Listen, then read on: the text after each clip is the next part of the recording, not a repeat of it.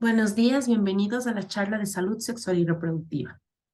En primer lugar, debemos comprender que la salud sexual y reproductiva tiene tres ejes esenciales en los cuales podemos intervenir para que tengamos una mejor salud. En primer lugar, tenemos la prevención de enfermedades. Estas enfermedades son de origen de transmisión sexual y hay un gran número de estas a nivel mundial y por lo tanto se trata de un eje principal de acción. En segundo lugar, tenemos la planificación familiar, que tanto hombres como mujeres pueden aplicarla para decidir si es que desean tener hijos o en su defecto si es que no lo desean. Y por último, la salud reproductiva desde el punto de vista laboral, en donde definimos, identificamos factores de riesgo existentes en nuestros puestos de trabajo y que pueden afectar de una u otra manera a la reproducción, tanto de hombres como mujeres. Es así que todos los riesgos, los peligros laborales pueden afectar a la salud reproductiva, causando como por ejemplo infertilidad, reducir la cantidad o el potencial de fertilidad de una persona, disfunción eréctil, trastornos en el ciclo menstrual, de la ovulación, entre otros. Cuando nosotros hablamos de alteraciones en la reproducción, que pueden estar causadas por múltiples factores y parte de ellos pueden ser de origen laboral, vamos a tener tres fases: antes del embarazo, durante el embarazo y después del embarazo. Por lo tanto, las acciones a tomar pueden estar enfocadas a estas tres etapas en donde la reproducción se puede afectar. Cuando hablamos de antes del embarazo, estamos hablando sobre problemas de infertilidad causados por alteraciones cromosómicas o que hayan sido afectadas las células tanto de hombres como de mujeres. Durante el embarazo, en cambio, hablamos de malformaciones congénitas, de la posibilidad de que una mujer tenga un aborto o un embarazo que no termine, que no culmine con un parto pretérmino o que tenga, o sea, un embarazo de riesgo con múltiples problemas o incluso la muerte intrauterina de ese bebé. Y después del embarazo, pues hay ciertos riesgos tóxicos, sobre todo cuando hay manejo de sustancias, que pueden dañar al bebito a través de la leche materna o de la manipulación al tocarlo, al cargarlo, etcétera. Así que es importante que en todas las empresas se investigue si es que existen o no este tipo de peligros que pueden poner en riesgo la reproducción de hombres y mujeres.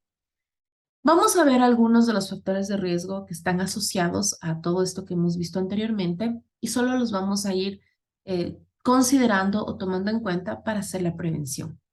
En el caso de sustancias químicas, tenemos un gran número de sustancias como por ejemplo metales, hidrocarburos, disolventes, agentes que son utilizados para esterilizar áreas, agentes citostáticos, hormonas, agentes o gases anestésicos y pesticidas.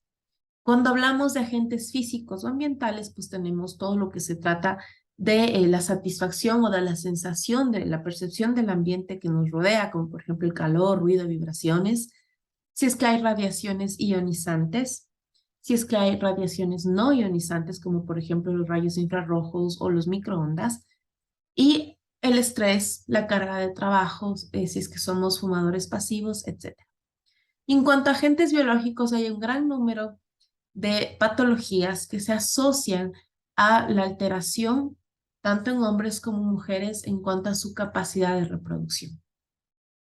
En cuanto a los riesgos generales, nosotros vamos a tener mayor estrés, por ejemplo, también nos puede causar esta dificultad, alteraciones en el ciclo hormonal, tanto de hombres como de mujeres, mantener posturas forzadas, realizar trabajos en alturas. En cuanto a las condiciones de trabajo, el cargar pesos, el tener desplazamientos, el trabajar con pantallas de visualización de datos, horarios de trabajo, etcétera.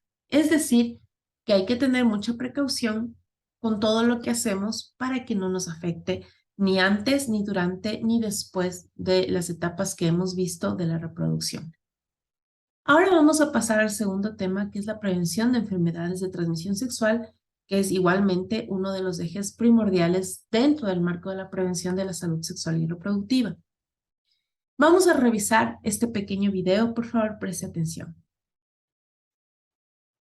Que pueden transmitirse de una persona a otra durante una relación sexual vaginal, anal oral. ¿Sabías que casi el 100% se pueden prevenir? Sin embargo, estas infecciones son un problema que persiste y está en crecimiento. Según la OMS, en el 2019 hubo 376 millones de nuevos casos y la mayoría se dan en la adolescencia. Esto se debe a la tendencia a las relaciones sexuales sin protección.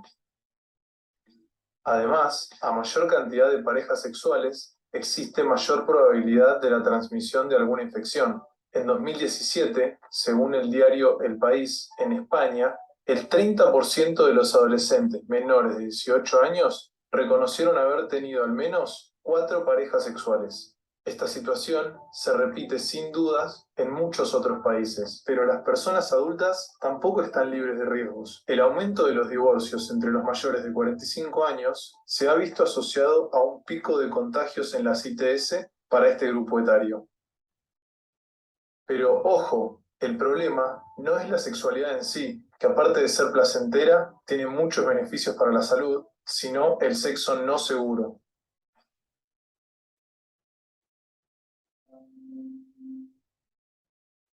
Las ITS son causadas por microorganismos que pueden ser bacterias, virus o parásitos y pueden transmitirse a través de la sangre, del contacto directo o por transmisión vertical, es decir, de madre a hijo en el embarazo, durante el parto o en la lactancia. Tener una infección de transmisión sexual no es exactamente lo mismo que estar enfermo. La infección es considerada enfermedad recién cuando la persona manifiesta síntomas. A veces pueden pasar incluso años hasta que la enfermedad se hace presente. En consecuencia, hay muchas personas infectadas que desconocen su estado y pueden contagiar a sus parejas sexuales sin saberlo. ¿Qué tan grave es tener una ITS? Bueno, primero tenés que saber una cosa. Hay muchas y no todas son iguales. Casi todas son curables, siempre y cuando se diagnostiquen a tiempo. Pero algunas, en caso de no ser tratadas, pueden producir a largo plazo graves problemas de salud. La infertilidad, el dolor crónico, la mayor predisposición a contraer VIH y hasta el cáncer son algunos de ellos. Es muy frecuente el virus del papiloma humano, más conocido como HPV.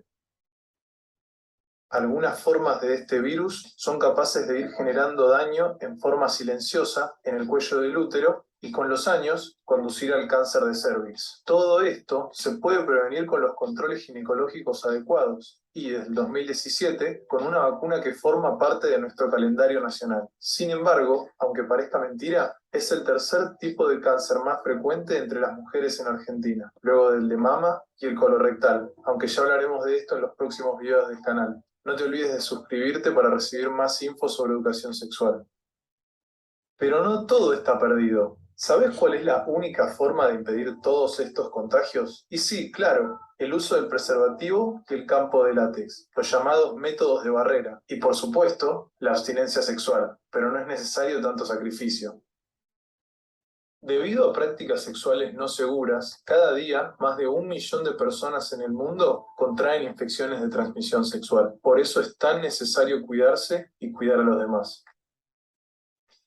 Como ya mencionamos, hay muchas ITS diferentes. Te contamos cuáles son, a ver si las conoces todas. Sífilis, gonorrea, clamidia, herpes simple, hepatitis B, hepatitis C, HPV, VIH, tricomona y muchas más.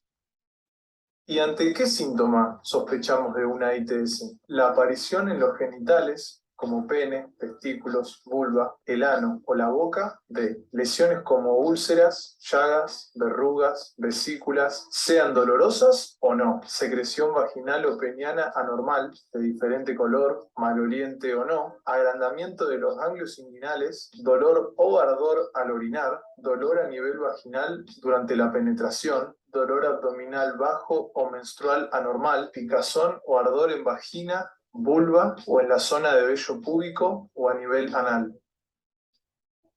Acordate que muchas ITS no dan síntomas y por eso no está de más que vayamos a consultar con profesionales de la salud si tenés dudas sobre tu salud sexual. Somos Preservate. Podés seguirnos en nuestras redes. Hasta pronto y muchas gracias.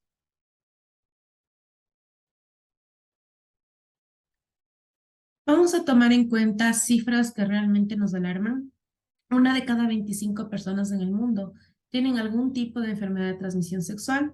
Eso nos da un número aproximado de 38 millones de personas. Solo en Latinoamérica es más de 2 millones de infectados. En nuestro país, solamente de VIH tenemos casi 50.000 casos ya establecidos, identificados y notificados. El 85% de las personas que sufren algún tipo de enfermedad de transmisión sexual son totalmente asintomáticas. ¿Qué quiere decir? Que no presentan ningún tipo de manifestación o sintomatología. Es por eso que es importante que cada año nos realicemos un chequeo, un control con nuestro médico ginecólogo o con nuestro urólogo en el caso de los varones, para que podamos identificar de manera temprana cualquier signo que pudiera estarnos indicando pues la exposición o la presencia de alguna enfermedad de transmisión sexual.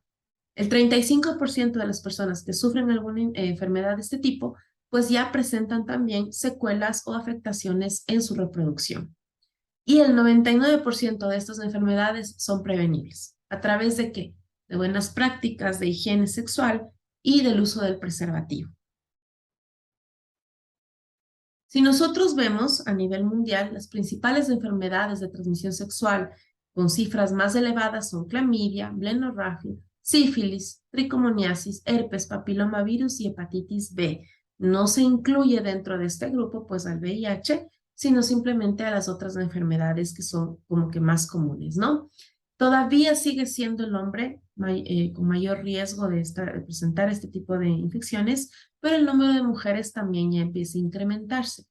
El 89% de las infecciones, en general, se presentan en un grupo etario entre 15 y 49 años de edad. En nuestro país, cada año sigue aumentando la incidencia de VIH, dependiendo pues de la situación, del alcance que se tiene en estas provincias para el acceso a la salud, pues nosotros vamos a ver provincias que tienen mayor identificación que otras. Sin embargo, estas cifras no son 100% reales.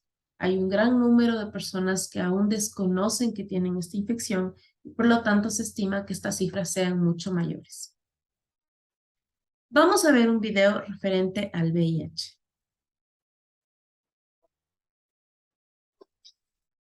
VIH, virus de inmunodeficiencia humana. El virus de inmunodeficiencia humana, o VIH, es el agente que causa la enfermedad conocida como síndrome de inmunodeficiencia adquirida, o SIDA. En otras palabras, el VIH es la causa y el SIDA es la enfermedad. El sistema inmune es el conjunto de células, tejidos y órganos que defienden el cuerpo de virus y parásitos. Se encarga de producir sustancias llamadas anticuerpos que combaten las infecciones. Generalmente, el sistema inmune mata a los virus y detiene la enfermedad. Sin embargo, el VIH ataca al sistema inmune y no es posible eliminarlo. Transmisión.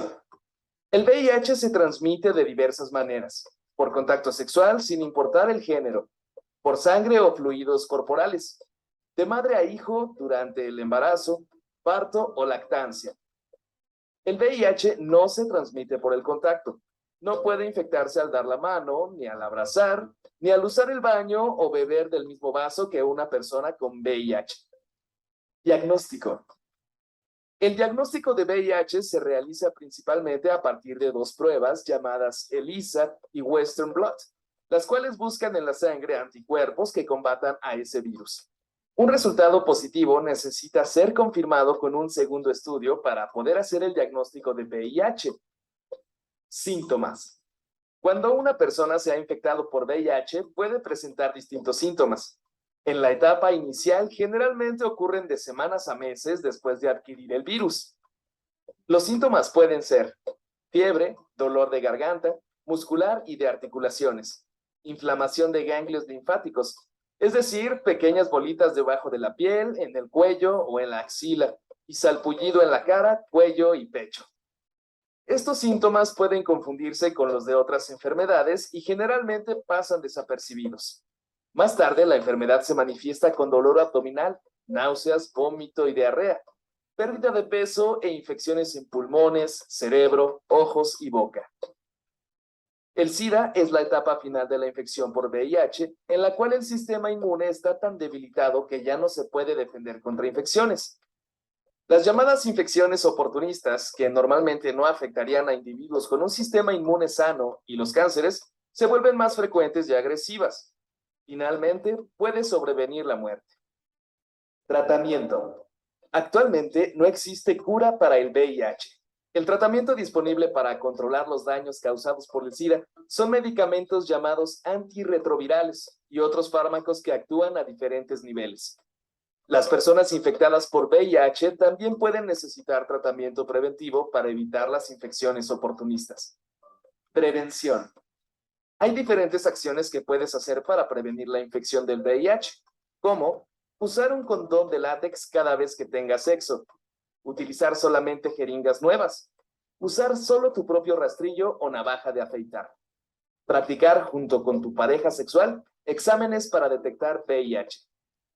En caso de que te hayas expuesto al virus, ya sea por contacto sexual o por sangre o fluidos corporales, debes acudir de inmediato al médico y con toda confianza platicar el evento de riesgo.